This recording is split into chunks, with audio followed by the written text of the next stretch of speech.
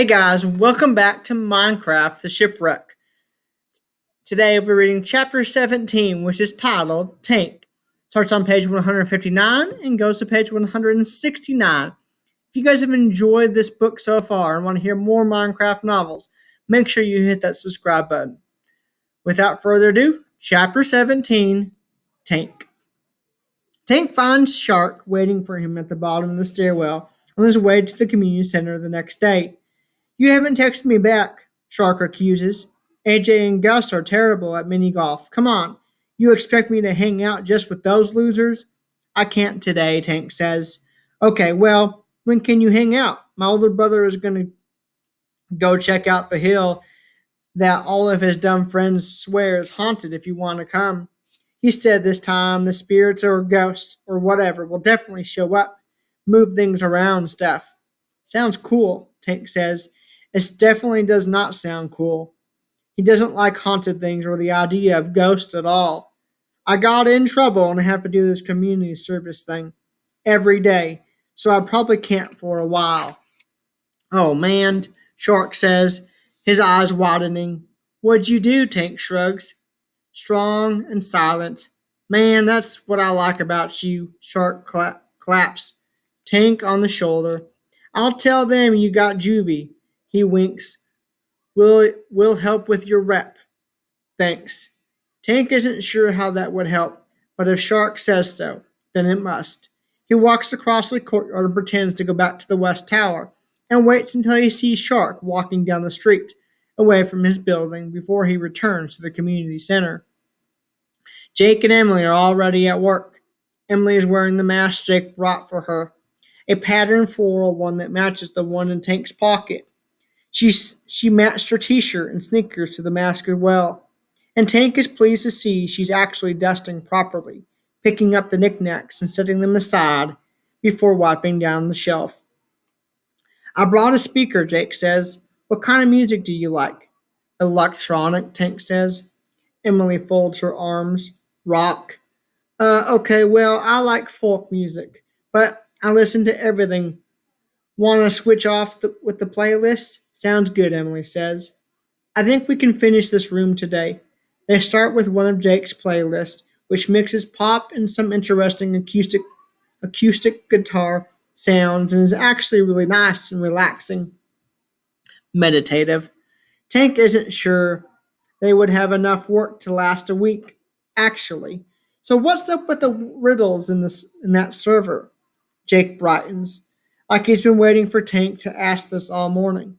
So the first one I found was in the middle of the village, and the sign said Riddle the 17th.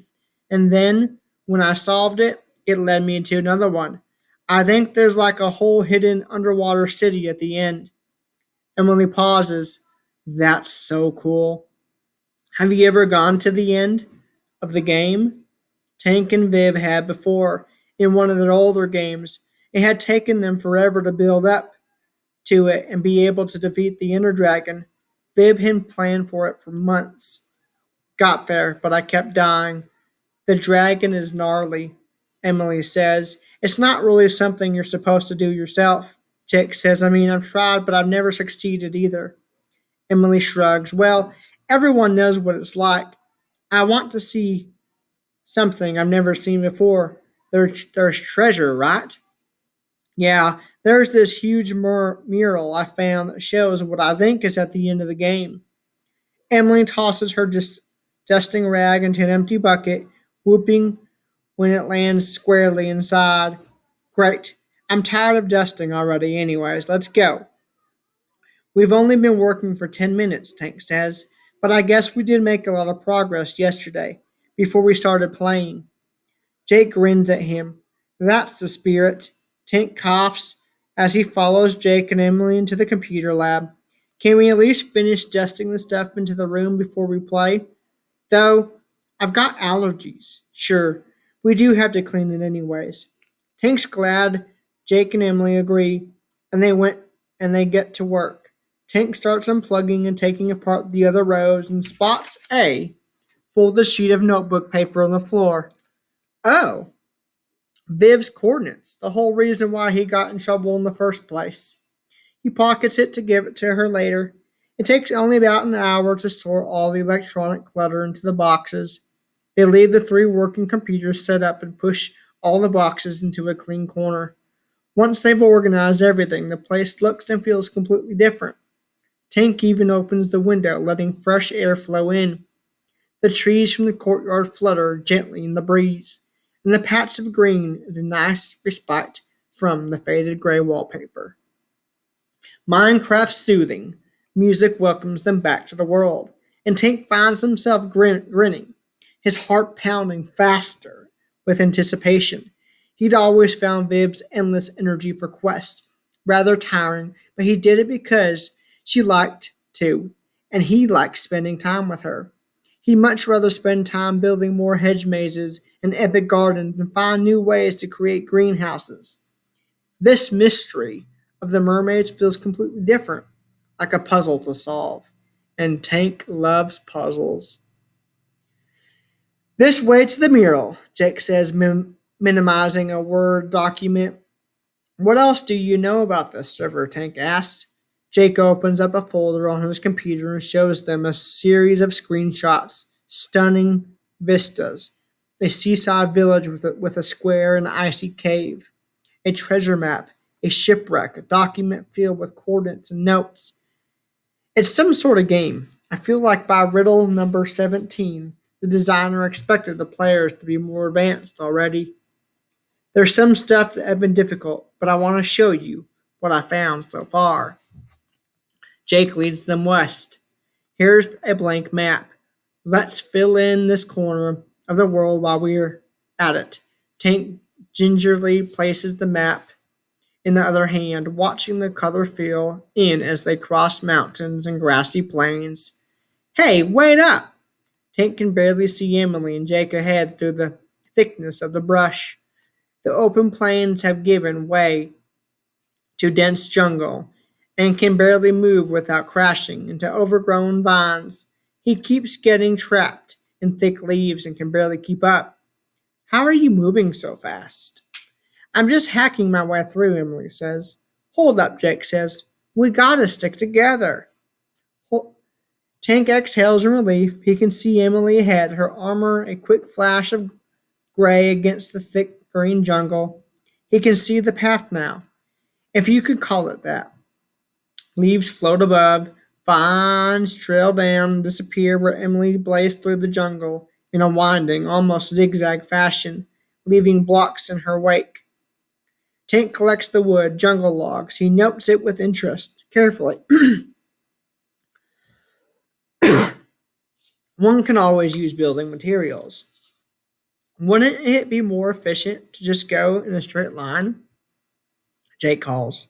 I'm just following the path of least resistance, Emily says. She nods at Tank, and now she's caught up and dashes ahead until she's just a gray shimmer, almost the green.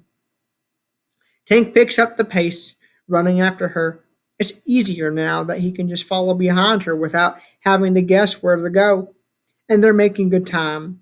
He glances at the map in his hand. It's filling up in quick bursts of green, and Tank's pleased to see how much they've covered so far. He looks back up and realizes he can't see Jake or Emily anywhere.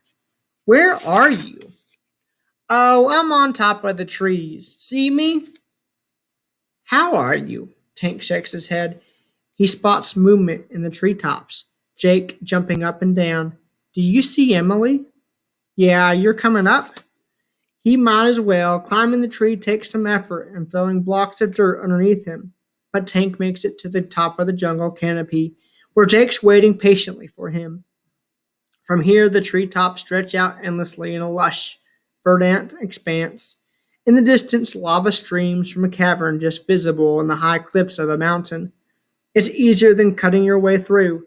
I think jungle's the best for this. Forests aren't usually grown and thick enough, and it's easy to fall. It makes Tank nervous, walking across the treetops. A single misstep, and he could fall and lose precious health at this early stage of the game. But he watches Jake and follows his path. Finally, they catch up to Emily just as the sun is starting to set. Torches light a simple dirt building. Ready? I know Jake here is scared of the dark. I am not, Jake mutters. It's just smarter to wait out the night. You could say that. You could say thank you for building you a hideout, Emily says, snorting. Tank is the last to enter. He stacks the dirt carefully behind him to prevent any wayward mobs from coming in. Thank you, he says, grinning over at Emily. And now we wait, Jake says. Anyone bring a bed? Nope, Emily says. Tank has a bed, but figures it would be pointless to say. So he keeps quiet. He leans back and stretches, wondering if they should go back to cleaning for a bit. His stomach growls, and Tank remembers he brought a snack. He gets up and grabs the pack of instant ramen from his backpack. Popping it open, he tears open the bag of seasoning and sprinkles it inside the pack before crushing it and shaking it. He opens it back up and pops the crunchy dry noodles in his mouth, chewing noisily. Jake blinks at him. You want some? Tank offers him the bag. Jake pulls a clunk of noodle out and crunches it thoughtfully. That's actually pretty good, he says. Tank tilts the bag at Emily, who takes a piece without looking away from her screen, where she's categorizing her inventory. Nice. You ever put butter on it and put it in the toaster oven? Huh? That sounds so good, Tank says. We don't have any more after my dad messed it up. I think he was trying to repair the TV. With the toaster oven? Emily asked, raising an eyebrow. He likes to fix things, Tank says with a sigh. I think there was a wire he needed or something. Sometimes what he comes up with is pretty cool, and sometimes it's more trouble than it's worth. That sucks, Emily says. My older sister once ruined the sink with her hair dye, and I had purple hands for days. Days. It was the worst. I always thought having siblings would be fun, Jake says wistfully. Emily gives him an incredulous look. Fun? It's never quite and quiet, and everyone's always touching my stuff. I have a little sister, Tank says. She can be annoying sometimes because she thinks she knows everything. Emily laughs. I'm right in the middle. I bet that'll be fun once the twins get older. She shakes her head. You don't know how lucky you are, she says to Jake. Jake shrugs, opening his mouth and then closing it again. Right, Tank says, suddenly feeling awkward. He never talks about his family. Shark and AJ and Gus never wanted to talk about anything except shoes and what to do at Fortress Park. He focuses on the game and smashes through the dirt hideout wall to see how much time has passed. It's already mid-morning, judging from the sun's position. Clouds flutter across the bright blue sky, and they've wasted precious time. All right, got all the torches? Let's go. Jake leads the way, stopping every now and then to make sure Tank is right behind him. The mural becomes visible quickly. It's a huge swath of wall, made out of thousands of blocks outside a village. Up close, it's hard to tell what it depicts, but Tank can see the sheer amounts of work that went into creating this huge, elaborate mosaic. From across the valley, they climb a mountain to see the mural as it was meant to be seen from afar. It's breathtaking.